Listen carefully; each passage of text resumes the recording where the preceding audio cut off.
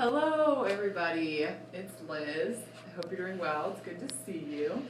I wanted to talk through what we're about to do and the purpose for why we're doing it. So we have a set of learning experiences below that are going to talk about how to set up your data platform and your tracker to see what your kids have learned so far this year. And it's really important that we do this right now, because we talked about at the beginning of the year what you wanted to be true for students at the end of the year. We need to see how far we've come towards that goal that you've set. And it's also always really good to know what kids have learned in your class.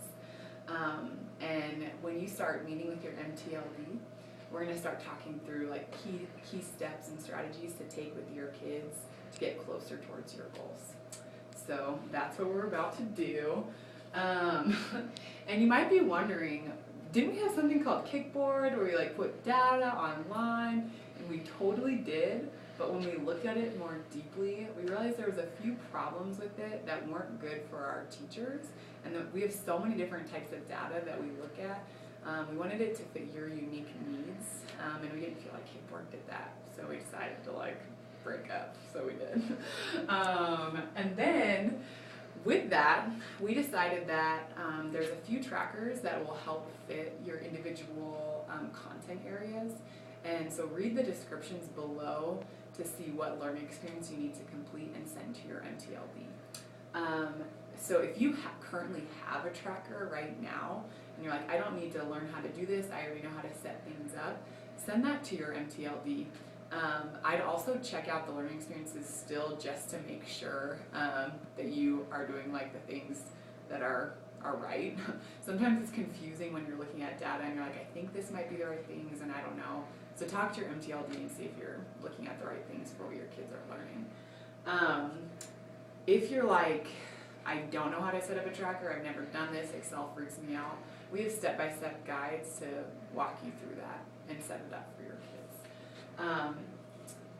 If you're like, Liz, I have a grade book, I don't need to do this, I know what kids are learning, I think it's great that you have a grade book, but I also just think that there's a lot of things that you can do with an Excel tracker that you cannot see with a grade book. Most importantly, seeing how close you are to the goals that you set for your kids. I spend a lot of time thinking about like how to like the best things to get you closer to what you want, and Gradebook just does not do that in a way that Excel trackers can help you do that. So that's what I think about that. You also might be thinking, Excel freaks me out. I don't know what to do if I get stuck. If you are stuck, feel free to call me. I'm going to be like on call this weekend and make sure that I'm answering all your questions. You also can reach out to your MTLD and set up a time to walk through this process together.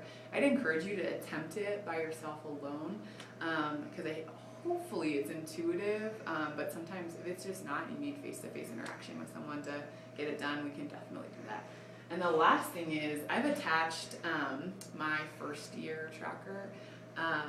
It's like really bad, and I think sometimes when you start looking at your students' achievement so far, you're like, oh, I feel really bad, like I'm not the teacher that I need to be for my kids, and no.